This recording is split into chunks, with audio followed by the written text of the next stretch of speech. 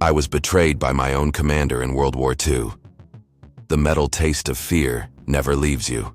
Even now, 79 years later, I can still taste it on my tongue when I close my eyes and remember that October morning in 1944. My name is Thomas Brennan, and I need to tell you what happened in the Hürtgen Forest. Not the sanitized version you'll find in history books, but the truth about how my own commander sent us to die. We called him Colonel Richards, though I've changed his name here. Some secrets deserve to stay buried, but not this one. Not anymore. It started 3 weeks before the betrayal, when our battalion received orders to push through the dense German forests near the Belgian border. The 28th Infantry Division had already lost thousands of men trying to break through those woods, and now it was our turn. I was 22 years old, a sergeant leading a squad of 12 men. Boys, really, most of them barely 19.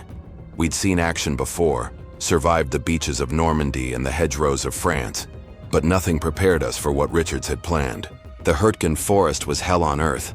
Imagine trees so thick that sunlight barely penetrated the canopy, turning midday into perpetual twilight. The Germans had transformed every meter into a death trap. Mines buried under fallen leaves, artillery pre-sighted on every clearing, machine gun nests camouflaged so perfectly you wouldn't see them until the muzzle flash ended your life. The forest floor was a maze of foxholes, shell craters, and the unburied dead from previous assaults. The smell. God, the smell of decomposing bodies mixed with cordite and wet earth. It clung to everything. Colonel Richards had been with us since Normandy, a career officer who'd risen through the ranks during peacetime. He was methodical, calculating, and ambitious. Too ambitious. While other commanders learned to respect the German defenses, Richards saw the Hürtgen as his opportunity for glory, his chance at a promotion to general. He'd studied the maps in his warm headquarters tent, moving little wooden blocks around, planning grand flanking maneuvers that looked brilliant on paper, but ignored the reality of what we faced. The first sign something was wrong came during our briefing on October 12th. Richards outlined an assault plan that made no tactical sense. We were to advance directly through a valley the intelligence reports clearly marked as heavily fortified. When Captain Morrison, our company commander, questioned the route, Richards cut him off coldly. "The Germans won't expect a direct assault," Richards said, tapping his pointer on the map. "They'll have their forces concentrated on the ridges, anticipating we'll try to take the high ground first. We'll punch straight through their center while they're looking elsewhere." I exchanged glances with Morrison. We both knew this was madness. The Germans weren't idiots. They'd have that valley covered with overlapping fields of fire. But Richards wasn't interested in discussion. He'd already made up his mind, already filed his battle plan with division headquarters. This attack was happening, and we were going to execute it. What I didn't know then, what none of us knew, was that Richards had deliberately misrepresented the intelligence in his reports. A reconnaissance patrol had returned 2 days earlier, with clear evidence that the Germans had reinforced the valley with at least 2 companies of infantry and multiple artillery positions. Richards had buried that report, never forwarded it up the chain of command, and never mentioned it in our briefing. He wanted his breakthrough, his moment of glory, and a few dozen lives were an acceptable price. We moved out at 0600 hours on October 15th. The morning fog was so thick you could barely see 10 feet ahead, which Richards claimed was perfect cover. My squad was in the second wave, following Lieutenant Hayes's platoon into the valley. The first 100 yards were eerily quiet, just the sound of boots crushing wet leaves and the occasional snap of a branch. The fog swirled around us like something alive, and every shadow looked like a German soldier. Then the world exploded. The Germans had let Hayes's platoon walk into a killing zone before opening fire. Machine guns erupted from 3 sides simultaneously, their tracers cutting through the fog like angry red hornets. Mortars began falling with horrifying precision. They'd had those positions ranged for weeks, just waiting for fools like us to walk into them. The screaming started immediately, men crying for medics, for their mothers, for God. I threw myself behind a fallen log as bullets chewed through the bark above my head. My squad scattered, taking whatever cover they could find. Private Coleman, just 18 years old, didn't make it 3 steps before a burst caught him across the chest. He fell forward into the mud, twitching once, then still. I'd promised his mother I'd look after him. "Fall back!" I screamed, though I could barely hear my own voice over the cacophony. "Everyone back to the tree line!" But there was no falling back. Richards had positioned our support elements too far to the rear, and now we were caught in the open with nowhere to go. The Germans had us in a perfect ambush, and they weren't wasting ammunition. Every burst was controlled, professional, lethal. These weren't the green conscripts we'd faced in France. These were veteran troops who knew exactly what they were doing. Lieutenant Hayes was hit trying to rally his men. I saw him go down, clutching his stomach, his face a mask of shock and disbelief. Sergeant Porter crawled to him through the mud, dragging Hayes toward a crater, but a mortar round landed directly between them. When the smoke cleared, there was nothing recognizable left of either man. For 3 hours, we were pinned down in that hellish valley. The Germans didn't even need to assault our position. They just kept pouring fire into us, methodically destroying what was left of 2 platoons. I lost 7 men from my squad that day. 7 boys who'd trusted me, who'd followed my orders, who'd believed we were fighting for something that mattered. They died in the mud of a German forest because a colonel wanted a star on his shoulder. The survivors, maybe 30 of us from an assault force of over 100, finally managed to crawl back to our lines after dark. We were covered in mud and blood, some of it our own, most of it belonging to friends who died screaming. I'd carried Private Rodriguez on my back for half a mile, only to realize halfway through that he'd been dead for an hour, a bullet through the base of his skull I hadn't noticed in the chaos.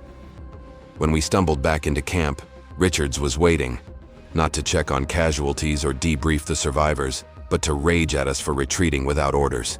He stood there in his clean uniform, smelling of coffee and shaving cream, calling us cowards, calling dead men cowards. Captain Morrison, who'd taken shrapnel in his leg but refused evacuation, finally snapped. "You sent us into a death trap," Morrison shouted, getting in Richards's face. "That valley was pre-sighted for artillery. They had machine guns covering every approach. Where was the intelligence you promised? Where was the support?" Richards's face went cold. "Captain, you're relieved of command. Report to the aid station for treatment and then consider yourself under arrest for insubordination." That's when I knew. The way Richards's eyes shifted, the tight control in his voice. He was covering something up. He'd known. Somehow he'd known exactly what we were walking into, and he'd sent us anyway. It took me 3 days to piece together the full picture. A clerk in the battalion headquarters, a kid named WWII, had seen the reconnaissance report. He'd watched Richards file it in his footlocker instead of forwarding it to division. WWII was terrified. Speaking up could get him court-martialed, but he couldn't stay quiet after watching us get slaughtered. I confronted Richards privately, brought WWII with me as witness. I expected denials, anger, maybe even an attempt to intimidate us into silence. What I got was worse. Cold, calculated justification. "You don't understand the bigger picture, Sergeant," Richards said, not even bothering to deny what he'd done. "This war isn't won by caution. It's won by officers willing to make hard decisions, willing to accept casualties to achieve objectives. Yes, I knew the Germans had reinforced that valley, but I also knew that division was looking for aggressive commanders, officers who take initiative. One successful breakthrough would have opened up the entire sector. 70 men died," I said, my voice shaking with rage. 70 men you sent to die for your career." Richards leaned back in his chair, entirely unmoved. 70 men died doing their duty. Men die in war, Sergeant. That's the nature of combat. And if you or Private WWII here breathe a word of this conversation to anyone, I'll have you both shot for conspiracy to spread defeatist propaganda. The Germans aren't the only ones who face firing squads in this war." He meant it. I could see it in his eyes. Richards would have us executed to protect his secret, and in the chaos of the Hürtgen Forest, who would question 2 more deaths? I should have taken the risk. I should have gone over his head to division, consequences be damned. But I was 22, exhausted, traumatized, and terrified. WWII was even younger. We stayed silent, and that silence has haunted me every day since. Richards got his breakthrough eventually, though not in the Hürtgen. The division was pulled out in December and reorganized. He was transferred to another unit, promoted to full colonel, and led a regiment through Germany in the final months of the war. I heard he retired as a brigadier general in 1952, died peacefully in his sleep in 1967. He got to grow old, got to bounce grandchildren on his knee, got to enjoy 43 years of peace that 70 young men never experienced. I've lived with this knowledge for nearly 8 decades. I've thought about going public 1,000 times, but what would be the point? Richards is dead. Most of the men who served under him are dead. The Army wouldn't reopen an investigation into events from 3/4 of a century ago. There would be no justice, no accountability, no acknowledgement of what happened in that valley on October 15, 1944. But I need people to know. I need you to understand that the enemy wasn't always across the battlefield. Sometimes he wore the same uniform, saluted the same flag, and sent you to die for his own ambition. The history books will tell you about strategic objectives and tactical mistakes, about the grinding attrition of the Hürtgen Forest campaign. What they won't tell you is about officers like Richards, who treated soldiers like chess pieces and sacrificed them for career advancement. The worst part isn't even the betrayal itself. It's knowing that Richards wasn't unique. Throughout history, in every war, there have been commanders who valued their own glory over the lives of their men. Some were exposed, court-martialed, remembered with appropriate contempt. But many, maybe most, were never held accountable. They retired with honors, wrote memoirs celebrating their brilliant leadership, and took their secrets to the grave. I'm 99 years old now. I don't have much time left, and I've carried this burden long enough. The men who died in that valley deserve to be remembered not as casualties of war, but as victims of betrayal. Coleman, Rodriguez, Hayes, Porter, and all the others, their names should mean something beyond statistics in an after-action report. So I'm telling their story. I'm breaking my 79 years of silence because the truth matters, even when it comes too late for justice. The greatest betrayal in war isn't losing a battle. It's losing faith in the officers entrusted with your life. Richard stole that faith from me on October 15, 1944, and I never got it back. If you've stayed with me through this difficult story, I'd ask you to do something. Share it. Like this, if you believe these men deserve to be remembered. Leave a comment with the name of a veteran in your life whose sacrifice meant something to you. Subscribe so you won't miss the other stories I need to tell before my time runs out. Not for me, I'm past caring about any of that. But for Coleman, Rodriguez, Hayes, Porter, and all the others who never got to tell their own stories. Because in the end, that's all we have. The stories, the memories, the truth. And somebody needs to remember what really happened in the forests and fields of Europe, beyond the glory and the propaganda. Somebody needs to remember the betrayals, along with the heroism.